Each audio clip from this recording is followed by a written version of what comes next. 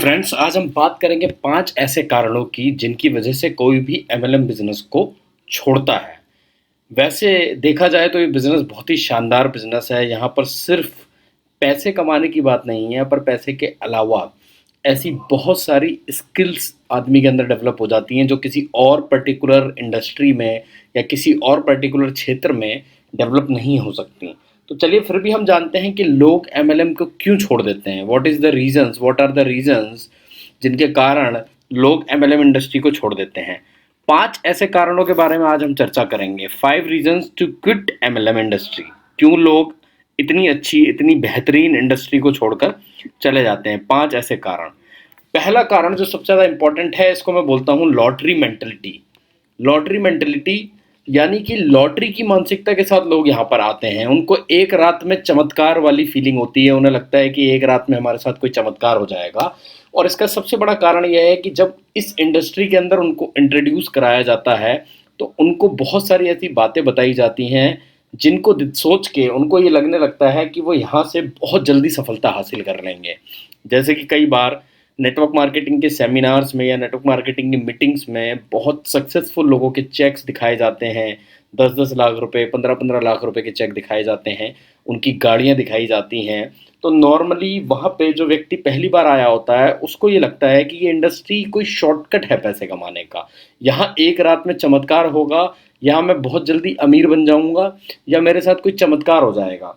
इस मेंटलिटी के साथ जब व्यक्ति इस बिज़नेस में आता है, बिना किसी प्रॉपर रिसर्च के, बिना किसी प्रॉपर जानकारी के, उसको यह नहीं पता होता कि जिन लीडर्स को वो देख रहा है, जिन लोगों को वो देख रहा है अपने सामने, जो आज इस इंडस्ट्री के अंदर सक्सेसफुल हैं, उन्होंने एक बहुत लंबा वक्त इस इंडस्ट्री को दिया है।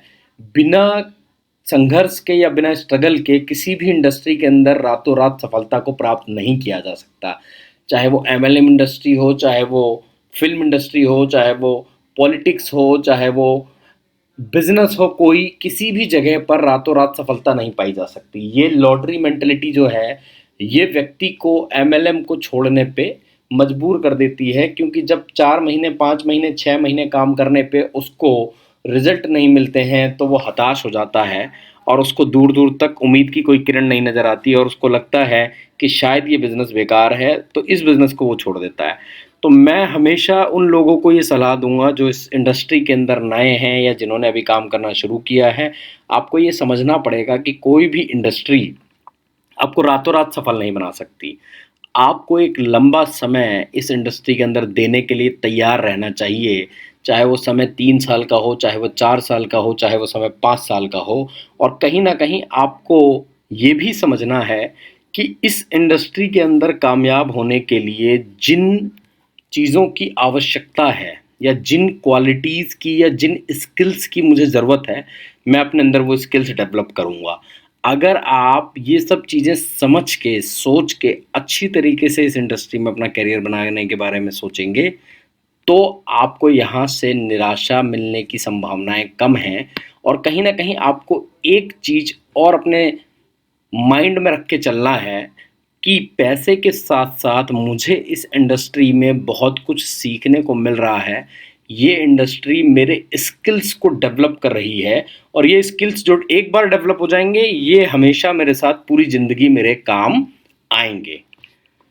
दूसरा कारण जिसकी वजह से लोग इस इंडस्ट्री को छोड़ के चले जाते हैं वो है आई नो एवरीथिंग एटीट्यूड। कुछ लोगों के अंदर ये एटीट्यूड देखा गया है कि वो हमेशा ये समझते हैं कि उन्हें सब कुछ पता है, उन्हें सब कुछ मालूम है। और ऐसे लोगों को मैं बोलता हूँ बाबा राम कामदेव।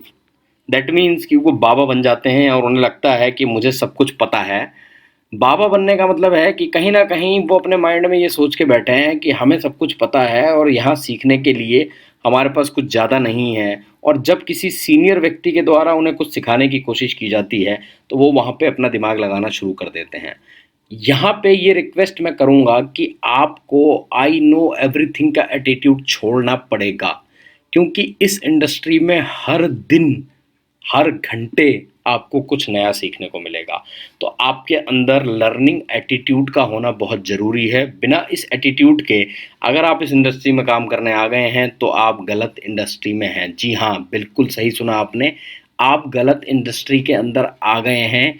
ये इंडस्ट्री कदम कदम पर आपको सिखाती है, आपको सीखने के लिए तैयार रहना है, आपको मीटिंग्स, आपको सेमिनार्स, आपको सक्सेस लोगों की स्टोरीज, आपको ये सब सुननी पड़ेंगी, आपको समझना पड़ेगा, आपको बुक्स पढ़नी पड़ेंगी, आपको वीडियोस देखनी पड़ेंगी, आपको स्किल्स डेवलप करने पड़ेंगे अपने अंदर, और आपको बहुत बहुत बहुत ज़्यादा हार्ड वर्क के लिए तैयार रहना चाहिए।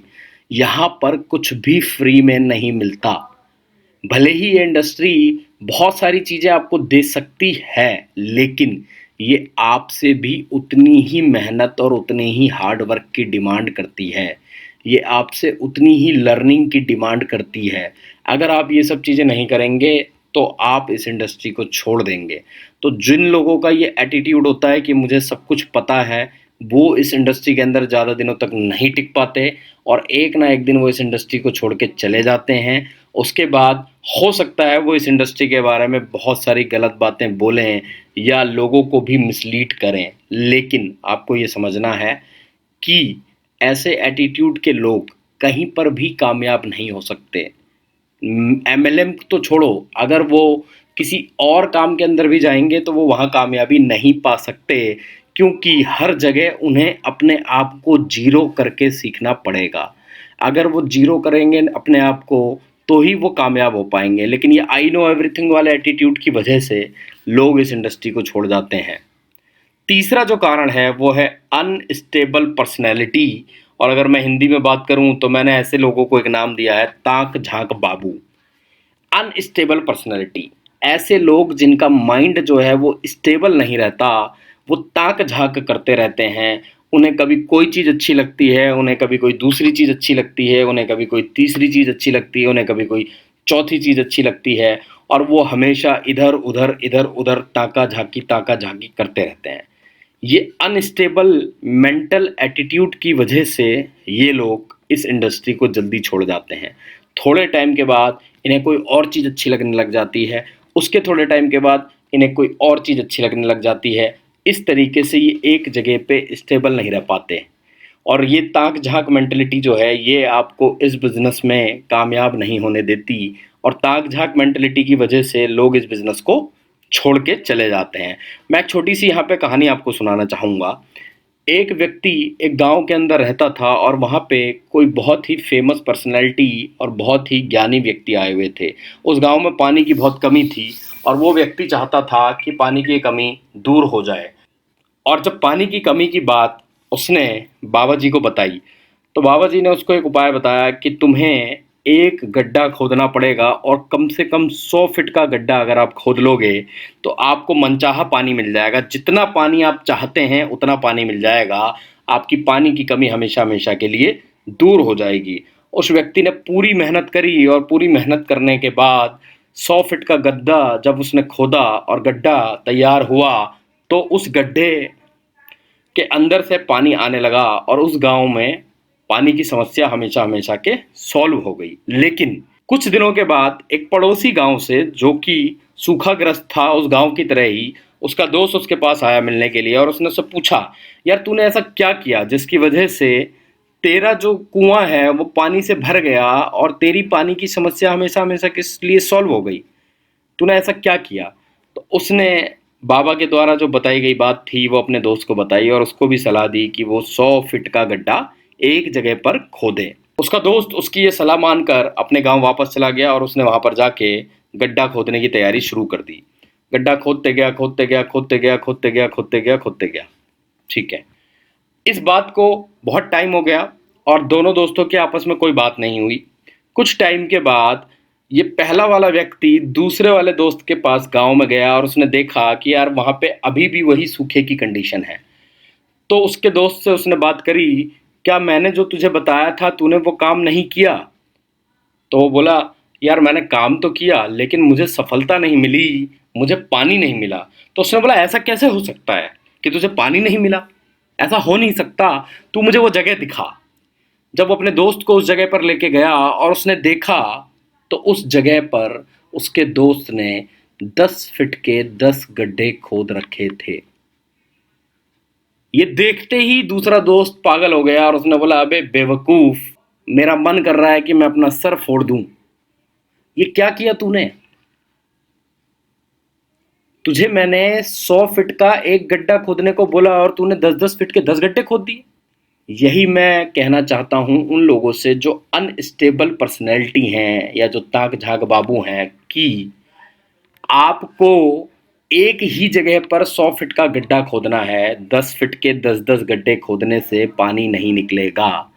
कहीं भी आप चले जाएं, किसी भी इंडस्ट्री में आप चले जाएं, आपको मेहनत करनी पड़ेगी, आपको समय देना पड़ेगा। इसके अलावा सफलता का कोई सिद्धांत नहीं है। कोई नई बात आपको सीखने को नहीं मिलेगी। You have to give time, you have to be patience, you have to do hard work. आपको ये सब चीज़ें करनी पड़ेंगी। और चौथे नंबर पे आता है नो एग्जिट कॉस्ट।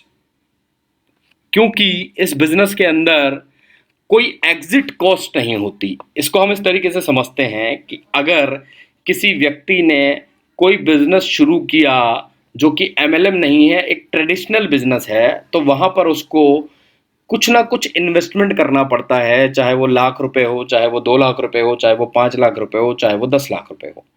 क्योंकि यहाँ पर एक मोटी रकम इन्वेस्ट करी जाती है, इसीलिए इस बिजनेस से बाहर निकलने से पहले व्यक्ति कई बार सोचता है और पूरी कोशिश करता है कि ये बिजनेस उसका चल जाए, क्योंकि एग्जिट कॉस्ट बहुत बड़ी है। अगर वो इस बिजनेस को छोड़ता है तो उसका लाखों रुपए का नुकसान हो जाएगा। इसीलिए व्यक्ति पूरी मेहनत करता है, पूरा जोर लगाता है, पूरा दम लगाता है और कोशिश करता है कि उसका वो बिजनेस चल जाए। पर नेटवर्क मार्केटिंग बिजनेस में क्योंकि एग्जिट कॉस्ट बहुत बड़ी नहीं होती, आपने कंपनी से कुछ थोड़ा बहुत सामान ले लिया और आपका बिजनेस चालू हो जाता है। अगर आप इस बिजनेस को छोड़ भी दें तो आपका कोई बहुत बड़ा नुकसान नहीं होने वाला। इस वजह से लोग इस बिजनेस को आसानी से छोड़ जाते हैं। ये भी एक बहुत बड़ा कारण है एमएलएम को छोड़ने का। पांचवा सबसे बड़ा रीजन है जिसको मैं बोलता हूं डाउटफुल पर्सनैलिटी। कुछ लोगों की जो पर्सनैलिटी होती है, जो उनका व्यक्तित्व होता है, वो हमेशा संदेह में रहते हैं, डाउट में रहते हैं। वो हमेशा ये सोचते रहते हैं कि कभी वो अपने अपलाइन पर डाउट करते हैं, कभी अपनी डाउनलाइन पर डाउट करते हैं, कभी कंपनी पर डाउट करते हैं, कभी सिस्टम पर डाउट करते हैं, कभी प्रोडक्ट पर डाउट करते हैं। वो हमेशा संदेह की स्थिति में बने रहते हैं, उनका संदेह खत्म नहीं होता। वो जब भी अपने अपलाइन से बात करते हैं तो वो 100 तरीके के नए डाउट निकाल के सामने खड़े कर देते हैं और कई बार तो वो अपने अपलाइन को भी कंफ्यूज कर देते हैं। तो ऐसी संदेहास्पद व्यक्तित्व वाले लोग इस बिजनेस को बड़ी आसानी से छोड़कर चला जाते हैं। तो आज मैंने जो आपके साथ ये 5 रीजन डिस्कस किए एमएलएम बिजनेस को छोड़ने के, अगर आप इन 5 रीजन्स को ध्यान से समझेंगे तो शायद आपको मदद मिलेगी और आप इस बिजनेस को छोड़ के ना जाएं। और अगर आप इस बिजनेस को छोड़ के नहीं जाएंगे तो सफलता 100% आपको मिलेगी।